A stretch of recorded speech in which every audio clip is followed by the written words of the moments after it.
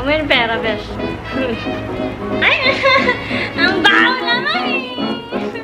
Ba't na pinamoy sa akin?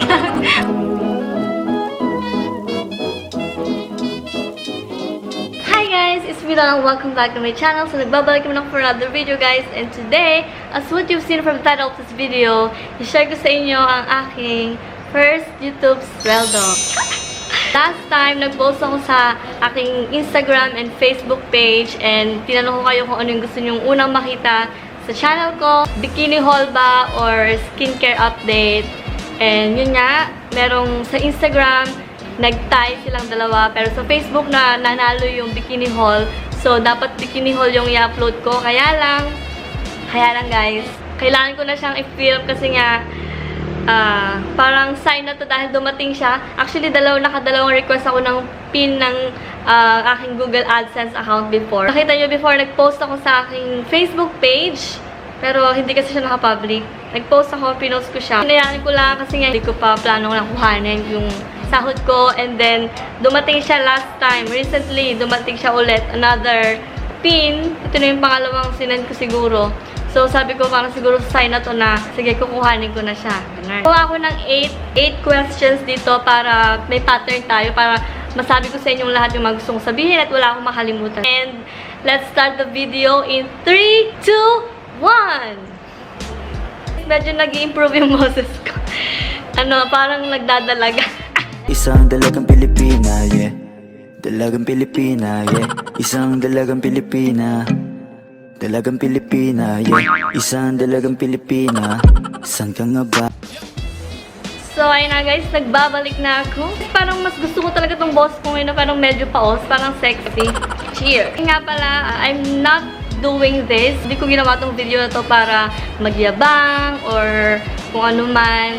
I'm doing this para may share sa inyo na, ayun nga na, posible din pala na magkaroon ng bunga yung mga paghihirap mo. Hindi mo yung paghihirap, passion mo, ganyan. Hindi lang sa pagbablog, pero sa maraming bagay. Gusto kong i-share din sa inyo yung mga reason kung bakit ako nag-vlog, paano ako nag-start na kumita sa YouTube. Pasensya na guys, alam kong marami sa inyo laging nagsasabi, nagko-comment na ang tagal ng intro mo, ganito, ganyan. I'm doing my best na gawin siyang maikli, pero guys, sorry, madaldal lang talaga ako. Kung gusto nyo namang i-skip tong part na to, okay lang, i-pwede skip nyo, pero kung gusto nyo malaman ko yung mga chika ko sa buhay, yung mga konting update natin, ganyan. Ayan, panoorin nyo na lang. So, mag-start na tayo. Paano ako nag-start mag-YouTube? So, way back 2017, so New Year yon, New Year ng 2017. Ayan. Nag-decide ako na bumili ng camera. Kasi nga guys, kung alam nyo lang, sobrang addict talaga ako manood ng mga YouTube videos before. Napupuhay talaga ako dahil sa panonood ng mga travel videos, mga makeup videos. So, way back 2017 guys, I started uploading videos. Pero, kasi guys, yun parang nag-upload na ako na gusto ko lang, every time na gusto ko lang mag-edit. Aabutin talaga ako ng buwan bago ako makapag-upload. Ibig sabihin, parang hindi talaga ako nag-concentrate. Ginagawa ko lang siya parang pag gusto ko, libangan ko, ganyan. Ayun, and naging inspiration din sa akin si Simply Reyes kasi siya talaga yung Filipino YouTuber na sobrang kinaadikan ko talaga na lagi ko siyang pinapanood. Aside from Reyes, marami din akong ibang mga YouTuber na pinapanood. Sobrang nakaka-inspire sila. March 2018, dun nga ako parang medyo, hindi sa sobrang as in sipag. Hindi pa siya ganun ka-consistent guys kasi hindi ako talagang full-time YouTuber. Isa akong teacher dito sa Thailand. Nag-work ako, so hindi talaga ako parang everyday or kagaya ng ibang mga full-time YouTuber na palagi or madalas mag-upload sa YouTube, ganyan. Pero I'm doing my best naman na mag-upload ng videos para din mag-grow din yung channel ko. So, yan. Bumili ako ng aking camera. So, sa mga wala pang camera, guys, para lang sa mga aspiring YouTubers or sa mga YouTuber natin, mga baguhan din, okay lang naman na mag-start kayo using your phone, actually. Marami naman ako napapanood ng mga YouTubers, mga Filipino YouTubers na phone lang yung gamit nila, kagaya nga ni Cristel Fulgar. Shinare niya sa Facebook before, diba? Ako kasi, guys, yung phone ko, yung lumang phone ko, hindi pa ako nakabili ng bagong phone. Samsung, yung S4 ko, tapos lagi siya nababagsak, kaya nag-blurred din yung front camera. Gusto ko talagang bumili ng camera kasi nga, parang kapag nag-travel ka, kaya meron kang ginagamit. Kaya vlogging camera yung binili ko. Kasi okay naman din talaga itong G7X Mark II pang vlog. And ang gaganda rin ng mga ko ng picture. So, I highly recommend this model and brand ng camera if gusto nyo mag-vlog. Second question, bakit ako nag-YouTube? Parang nasagot ko na siya pero datidagan ko na lang din. I want to use this platform. Lalo na ngayong nag-i-improve, nag-grow na talaga yung channel natin. Before guys, mga 100 subscribers lang ako. Ganyan, parang medyo nakakapanibago. Parang, wow, parang, alam mo yung kapag iisipin ko lang, hala, 30,000 subscribers na ako. Parang, alam mo yun, parang ang sarap sa feelings na na-appreciate ninyo, na-appreciate ng mga tao, yung mga videos ko. Sabi ko nga sa post ko before, 1,000 lang, sobrang saya na. Hindi ko talaga in-expect na abot tayo sa ganito kalaki na 30,000. Though, hindi pa siya ganun kalaki, pero para sa akin, napakalaki na. And thank you so much, guys.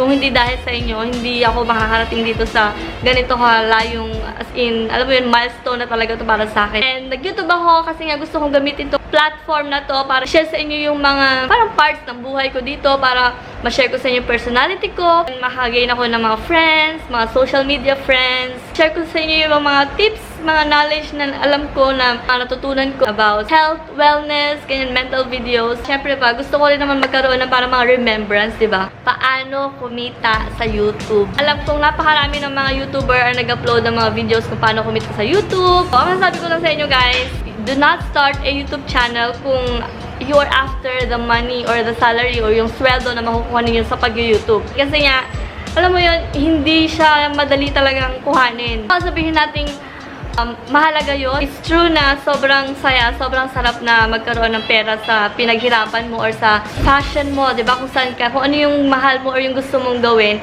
para nagkakaroon ka ng napakinabangan mo or nakakakuha ka ng something in return, ganyan.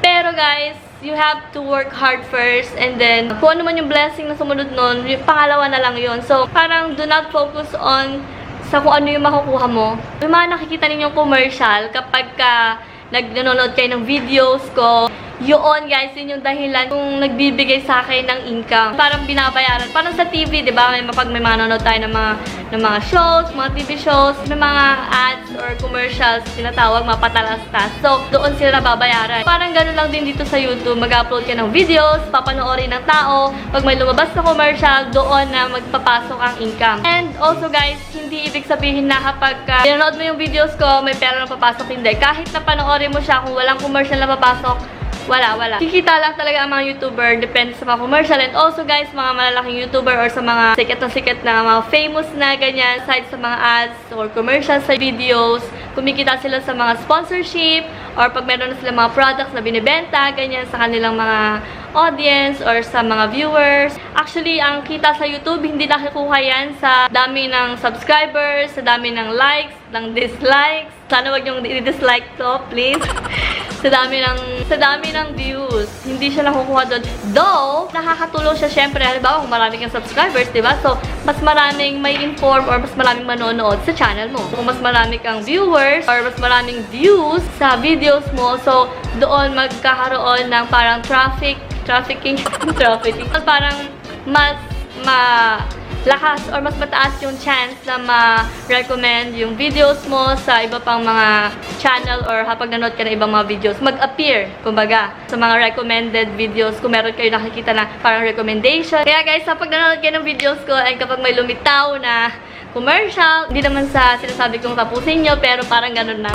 Bago yung next question natin pala, gusto ko lang i-share sa inyo din na hindi si YouTube yung nagbibigay or nagpapasahod sa mga YouTuber. So, kailangan mong gumawa ng AdSense account. Yun yung nagpapasweldo sa'yo. Si YouTube yung magiging daan mo para kumita, pero hindi si YouTube yung nagpapasweldo sa'yo. Parang meron ding porsyento si YouTube sa kinikita mo, ganyan. Parang siya lang yung way para ma-upload yung videos mo, ganyan.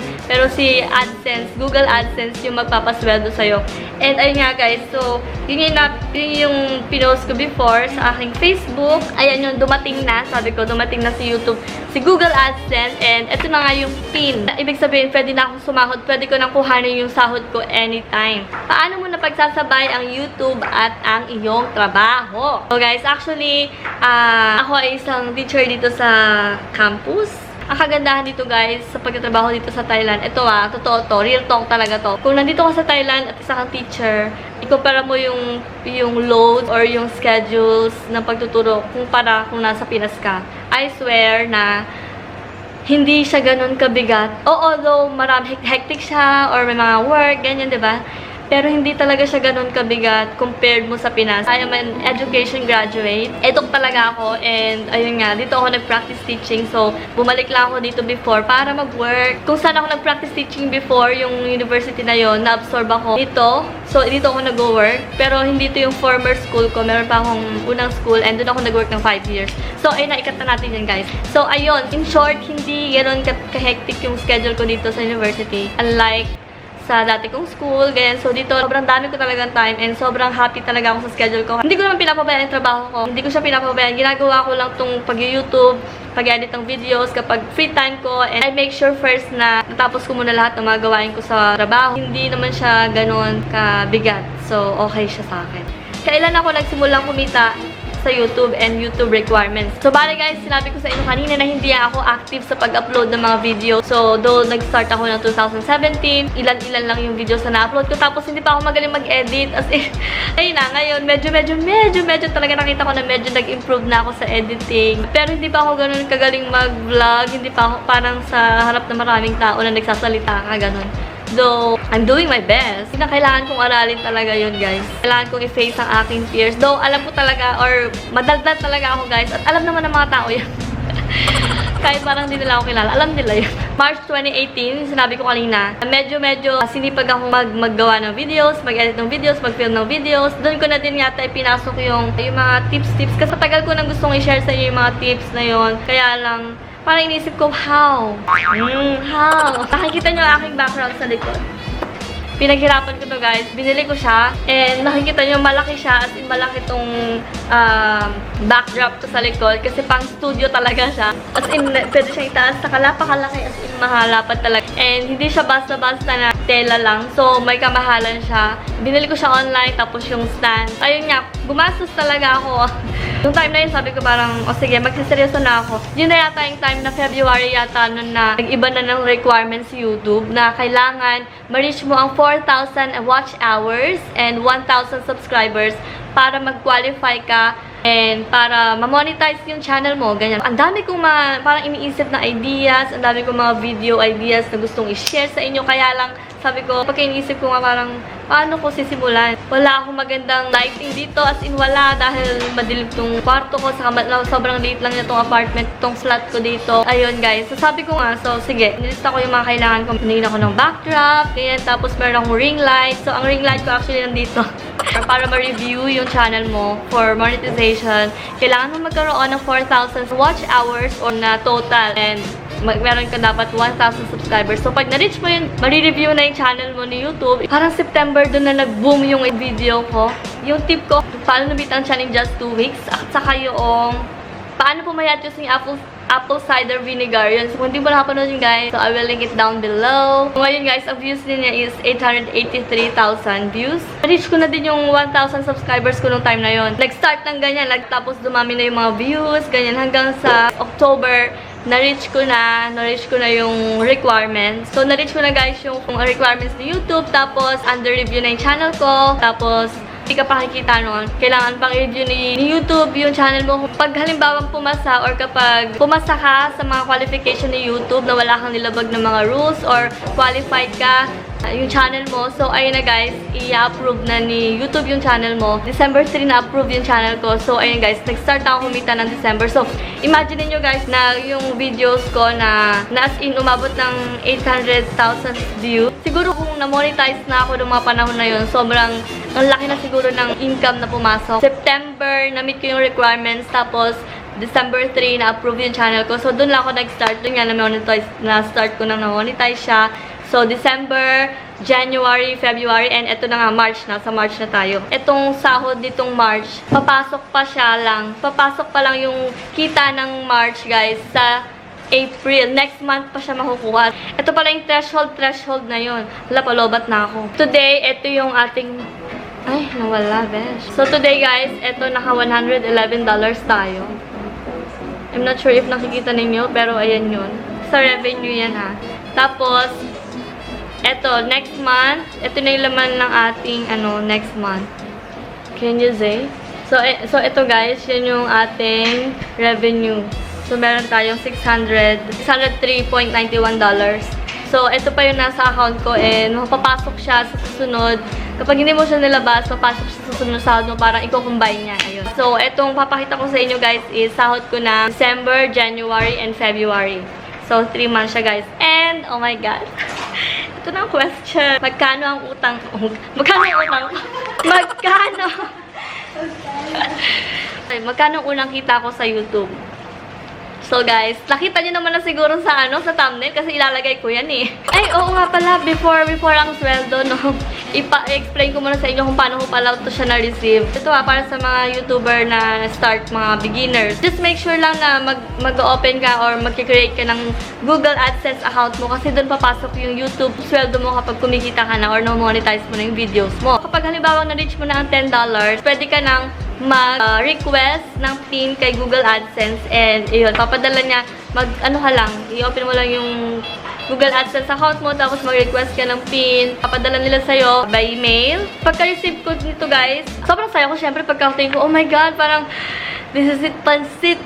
Anyway, pag naka $100 ka na guys, pwede mo na siyang ilabas yung kita mo, which ang $100 sa Pinas ay, let's convert, 5,266.90 pesos. Yun yung makukuha mo. So, ayun na, nag-request na nga ako ng PIN. Tapos, mga nag-atay ako kasi nakalagay dito na you have to wait for at least 3 to 6 weeks bago ka ulit mag-request ng PIN. So, kapag halimbawa, natapos na ang 3 to 6 weeks at wala ka pa na-receive na PIN, pwede ka ulit, saka ulit mag-request. Recently lang, nitong week na to, dumating nga siya ulit. So, itong panibagong PIN na to. So, ito yung unang PIN na ni-request ko, tapos dumating siya.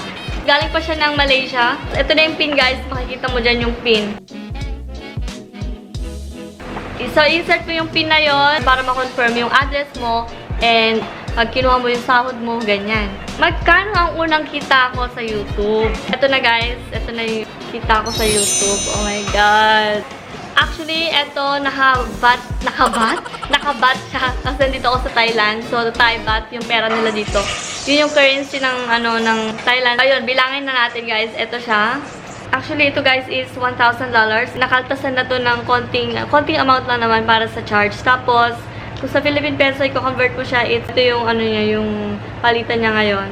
Yan ang unang sahod ko sa YouTube, mga best. 1, 2, 3, 4, 5, 6, 7, 8, 9, 10, 11, 12, 13, 14, 15, 16, 17, 18, 19, 20, 21, 22, 23, 24, 25, 26, na siya, 27, 28, 29, 30, 31,000, ayan, 31,100, 1, 2, 3, 4, 31,400, ayan, 400, 50, 50, and meron akong coins dito, 7, 50, 50. Lahat-lahat guys, it's 31,457, 50. Ayan yung kita ko sa YouTube. Ayan guys. Ayan, nahawakan na natin. Oh my God. Namnamin natin to, besh. Ayan, so, ayan nakikita nyo guys. It's real, mga besh. Real na real. Ayan. Thumbnail natin, besh. Mamaya na. Mamaya na mag-thumbnail. So, ayun guys. Para sa akin, malaki na to ha. Sobrang laki na neto. Paano na lang kaya yung mga iba pang YouTuber na sobrang sikat na like Alex Gonzaga, Jamil, sila Michelle D, ganyan, diba, na sobrang laki na ng mga subscribers nila, nasa million na. Again guys, hindi ko siya sinishare sa inyo ha, para mag-brag or anything. I-share ko sa inyo kasi nga baka malay mo naman ma-inspire ko kayo na gusto nyo rin mag-start ng YouTube channel. So guys, wala pang inaantay ninyo. Alam mo yun, kung yung meron kang passion sa vlogging, why not do it or i-push mo yan. Hindi naman masama na kumita na ginagawa mo yung passion mo na nakatulong ka rin sa ibang tao at the same time, na nag-enjoy ka at the same time, mahal mo yung ginagawa mo. Oo nga pala guys, 30,000 subscribers na tayo guys. Yay! Dumadami na tayo and sobrang happy ako kasi nga hindi talaga kayo nagsasawa na manood ng videos ko. Yung mga loyal viewers ko dyan, maraming salamat sa inyo guys and sobrang happy talaga ako. Sana huwag kayo magsawa sa pag-support sa akin. And marami pa akong mga gustong i-share sa inyo guys, kaya stay tuned lang and ayun. So, ito nga palang pera to guys. Plano kong ibang ko tong pera na to kasi nga, meron akong pinag-iipunan. Kaya ako makakabili naman. Sobrang tagal ko nang gustong bilhin yung bagay na yun. Kaya lang, nanghihinayang ako kasi ang mahal-mahal niya talaga. Tapos nun nga, nag-start na akong kumikita. Parang medyo talaga nag-enlighten. Nagkaroon ng hope, besh. parang chung! Ganyan na, oh my God, may pag-asa pa. Gusto kong bilhin yung bagay na yun talaga. For me din naman, and for my channel din yun. For my editing, ganyan. Hindi ko muna sasabihin sa inyo kasi baka mamaya pag sinabi ko, hindi matuloy. Share ko sa inyo yun, syempre, kayo pa. Diba? Love ko kayo. And, ayun nga guys, pero wait lang ha. Yung pera na kinikita sa YouTube, hindi siya as in consistent na ganun yung halaga. So, halimbawa, itong 31,457.50.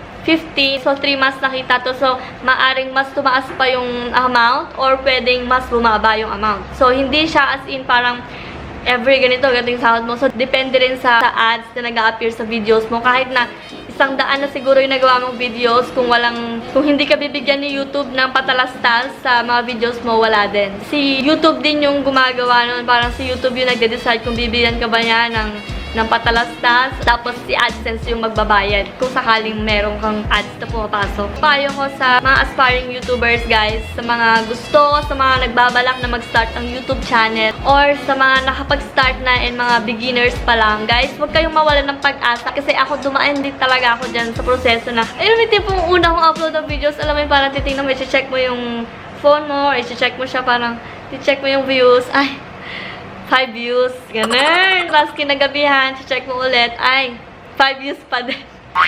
Yung tipong ako na lang yung nag-view ng video ko para lang meron siyang matawag na view. Hindi talaga siya madali simula. Kailangan mo munang humanap ng porte kung saan ka magaling. Kung ano yung porte mo. Parang niche na tinatawag. Na-try kong ng mga makeup pero hindi naman kasi ako talaga makeup artist or hindi naman talaga ako magaling mag-makeup pero gusto ko lang talaga mag-makeup. So, I will still share videos na about makeup. Share pa din ako ng videos, hindi lang sa ngayon. Kasi nga, nagpo-focus ako sa mga pagbibigay ng knowledge sa inyo. Knowledge! Expert! Yung mga yun guys, yun yung mga na tututunan ko along the way and gusto kong i-share sa inyo. Yung mga na-experience ko na alam ko magiging helpful. Maraming mga tao matutulungan. Gusto ko rin magmamukbang-mukbang na ganyan. Alam mo yun, gumawa ka ng videos na nag-e-enjoy ka at the same time, i-enjoy ng mga tao. Yung habang pinapanood ka, makikita din nila yung personality mo. So, ayun, magpakatotoo lang, just be you. Mafe-feel naman ng tao yun. Parang nakakonect ka or na-connect mo yung totoong ikaw sa audience mo. Mafe-feel talaga nila yun and babalik-balikan nila yung channel mo kasi nga merong something sa'yo na gusto nila, na mahal nila, na mamahalin nila, ganyan. And maraming salamat again. Sobrang happy ako na kung tinapos mo to guys, sobrang appreciate ko yun. And I hope to see you on my next video. Bye!